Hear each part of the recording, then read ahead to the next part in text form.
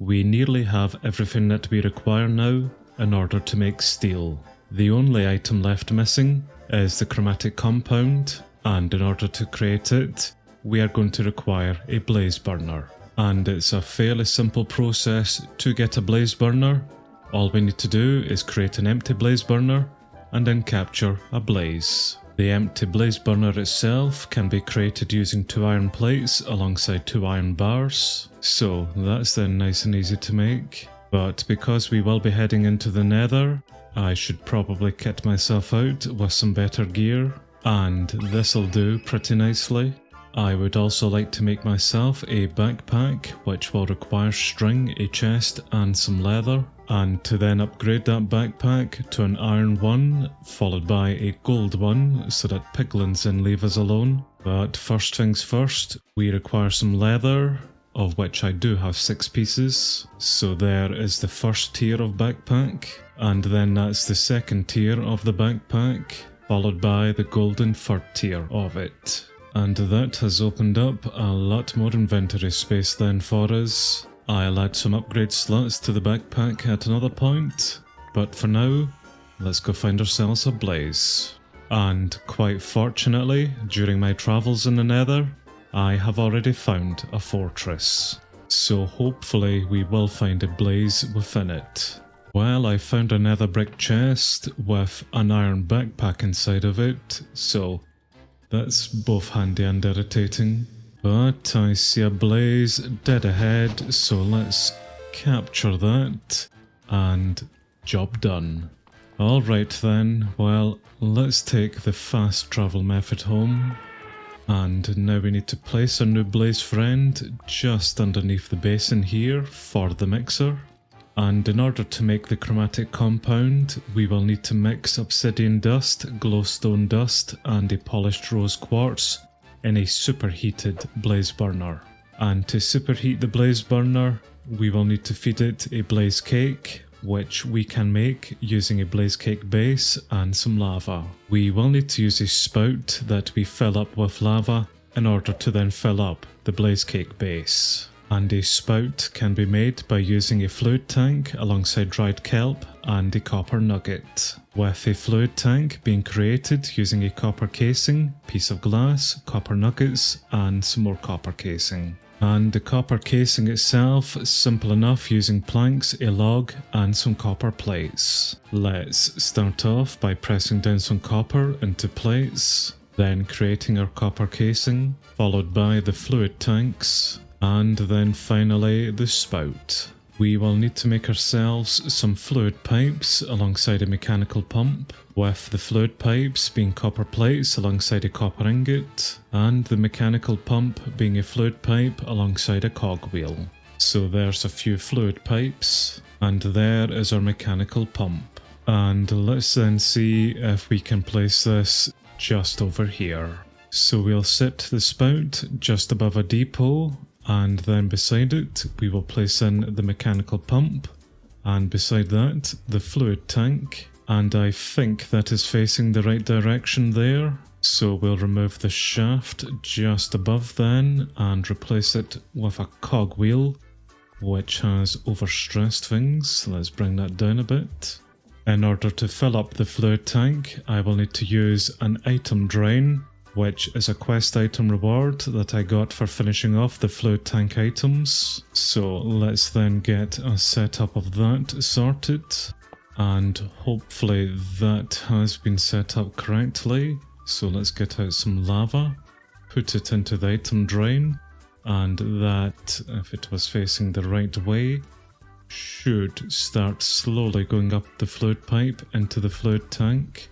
Yep, there goes the lava right now, so that will start filling up the fluid tank, and that has already then passed through into the spout, so the spout is now full of lava. So we will need the blaze cake base next, which we get as a reward for the mechanical press, and if I now stick that onto the depot, that should be filled up from the spout, and there is our blaze cake.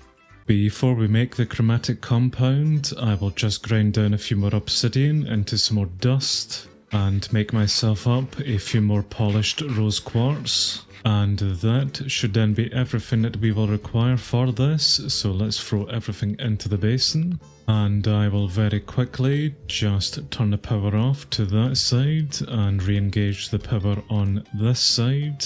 Then let's get a bit more speed into the mixer here. And I think that all looks okay, so let's feed the blaze then, the blaze cake. And that will then start mixing those components together. And we should eventually get out our chromatic compound.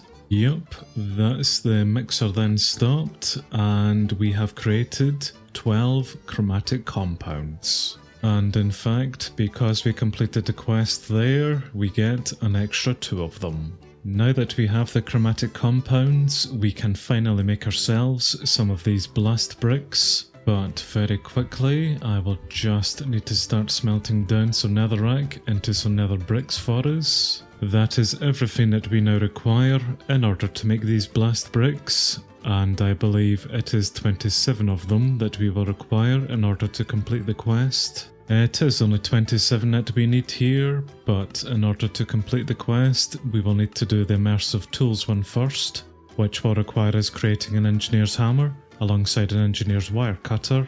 The engineer's hammer is simple enough to create, so that's one of those for us. And the engineer's wire cutters are equally as easy to make, so that's one of those for us. And that's the blast furnace task then completed as well, so we are rewarded with some charcoal. And we will also complete the coke oven task, which will require us creating some coke bricks, which will require some bricks, clay, and some chromatic compounds. And all of that is simple enough, so there are our coke bricks. So now just to find a home for our new furnaces, which will mean that I will need to remove this older one here. And the furnaces are fairly big and will require a 3x3 hole. Perfect. So let's then start setting them up inside of here then. And that is even better. But now with the engineer's hammer, we come over and actually create the holes for the furnaces. And it's within the blast furnace here that we can start transforming some of our iron ingots into some steel ingots. But we will need a heat source first of all, and that is where our handy charcoal then comes into play. Next door to it, with the coke oven, this is a bit different. We will place in some coal into this oven, which will melt down into some coal coke for us. And alongside some coal coke, we will also get some creosote oil as a byproduct, which we can just simply scoop up with a bucket once this bar fills up a bit. And basically the coal coke has a much longer burning time than just a simple charcoal. So once the charcoal has finished burning down within the blast furnace here, we can replace it with coal coke.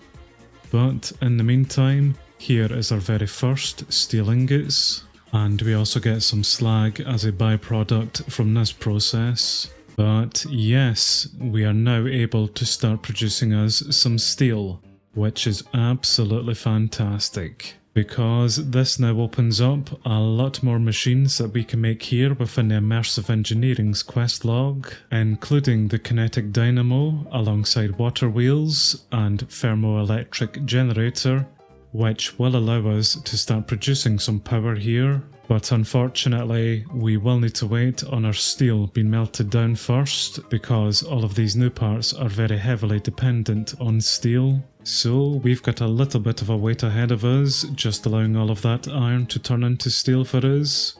But next time, we'll be ready.